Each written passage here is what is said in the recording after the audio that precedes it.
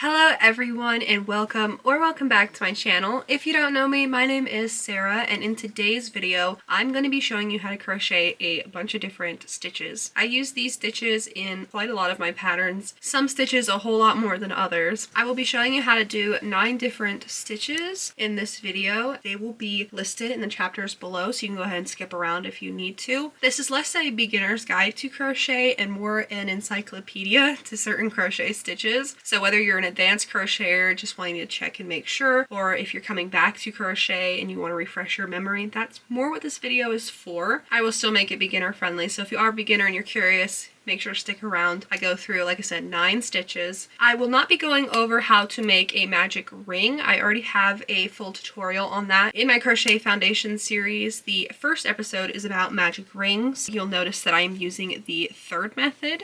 So I have a bunch of different strings here. What you can do is go ahead and follow that Crochet Foundation, skip to the end. I highly recommend this technique for any yarn size over size 5. Plus the magic ring is seriously so clean. But since I have a whole tutorial on the magic ring, I won't be showing that in today's video. I also will not be showing how to do basic crochet things such as slip knots, yarn over, those kind of techniques or terms. I have a full beginner's tutorial up though if you want to learn from start to finish. And finally, before we get into this, I will not be showing you how to do the bobble stitch because I also have a full tutorial on that one as well. Highly recommend you check out that tutorial because I show you how to color change so cleanly with the bobble stitch. Without further ado, let's go ahead and get into the topic of today's video, which are different crochet stitches. We're going to start with stitch number 1, which is a chain stitch. You don't need this stitch as much when it comes to working in the round, but when you work in the row, you use this stitch quite a lot. In order to make the chain stitch, you yarn over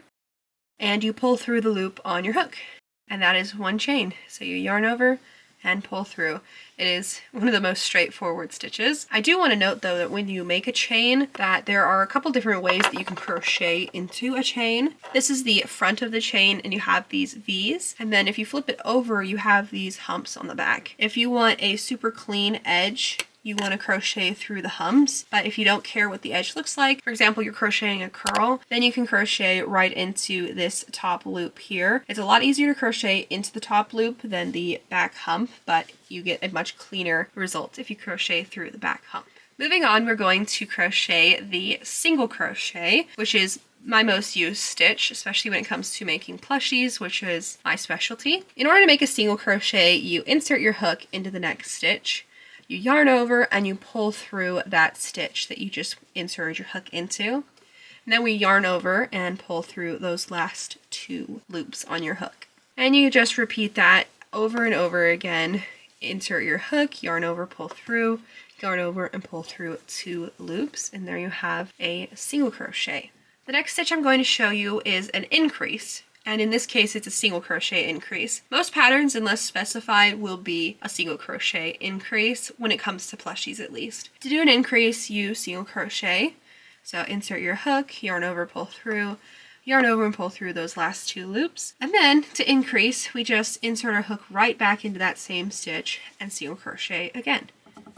And that is how you make an increase. The next stitch I'm going to show you how to do is a decrease. I'm going to show you how to do the regular decrease and then the invisible decrease next. I prefer the invisible decrease, but the regular decrease is a little bit easier. In order to make a regular decrease, we're going to insert our hook into the next stitch, yarn over and pull through.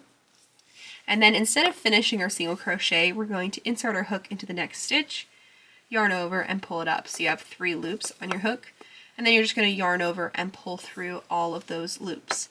And that is a regular decrease. To make an invisible decrease, it's a little bit different, so it can't be used on every project you make. For example, if you're crocheting in the row, you'll want to use the regular decrease, but if you're crocheting in the round, you will want to stick with the invisible decrease, at least in my opinion. To do the invisible decrease, we're going to work into the front loop of our next stitch, and we're not going to yarn over. We're actually going to go right in again into the next stitch and their front loop. It can be a tight squeeze, especially depending on your yarn type. I'm going to go ahead and show that to you again. Insert your hook into the front loop of the next stitch and go immediately into the front loop of that next stitch as well. So you have 3 loops on your hook. You're going to yarn over and pull through those 2 loops on your hook. and then finish your single crochet as normal.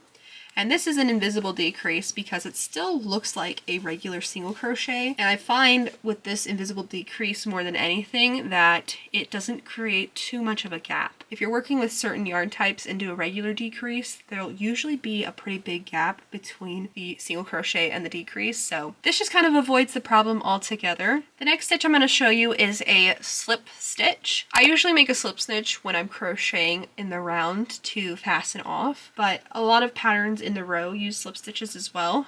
In order to make a slip stitch, we insert our hook into the next stitch, yarn over, and we pull through all of the loops on our hook. And that is a slip stitch. So again, insert your hook, yarn over, and pull through all of those loops. Sometimes, depending on what you're working on, you might need to yarn over, pull through the stitch you inserted your hook into, and then pull through that last loop. Especially if you're working in a foundation chain, it may be a whole lot easier to just insert your hook, yarn over, pull through that first stitch, and then pull through the second one. The next stitch I want to show you is the half double crochet. To make a half double crochet, what we do is we yarn over, we insert our hook into the next stitch, yarn over, and pull through the stitch we just inserted our hook into. We yarn over, and then we pull through all 3 loops on our hook. And that is a half double crochet. So again, you yarn over, insert your hook into the next stitch, yarn over, pull through that stitch, yarn over, and pull through all 3 of those stitches. And that is a half double crochet. The difference between that and a single crochet isn't too big of a difference, but I find that the half double crochet is better for textures like ribbing or snugglers as well, because the stitches are a little bit taller. And the next stitch I'm going to show you is a double crochet. In order to make a double crochet, the steps are pretty much the same from the half double crochet, except there's one extra step at the end. We begin by yarning over, insert your hook into the next stitch, yarn over and pull through that stitch, yarn over, and instead of pulling through all 3, we're just going to pull through 2. And then we're going to yarn over and finish by pulling through the last 2 stitches. And that is a double crochet. Yarn over, insert your hook, yarn over, pull through, yarn over, pull through 2 loops, yarn over, and pull through the last 2 loops. Just like so. And the final stitch I will be walking you through in today's video is the triple crochet. This is done by yarning over twice instead of just once. Insert your hook into the next stitch, yarn over, pull through 1 loop, the stitch we just inserted our hook into, yarn over, pull through 2, yarn over, pull through 2 again, and finally yarn over and pull through 2. And that is the triple crochet. Now at this point you could make your crochet as long as you want, so you could yarn over 3, 4, 5, 6 times, but just note that when you do this, the gap between the stitches gets bigger and bigger. And that was a quick rundown of 9 basic crochet stitches that I use in lots of my plushie patterns. I figured this would be a good staple video to have just in case anyone needs a reminder, or if you're a beginner and just want to see the stitches on their own. I also want to quickly apologize for the way my voice sounds. If you are new here, I do not normally sound like this. I just haven't been feeling that great recently. You do not have to worry about me. I'm okay. I'm on the mend. It's just very annoying more than anything. Thank you so much for watching to the end of this video. If you have any other stitches you'd like me to do a video on, let me know in the comments below.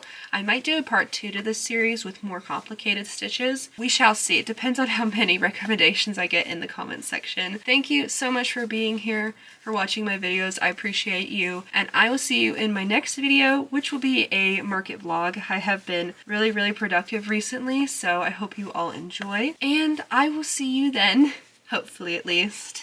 Bye!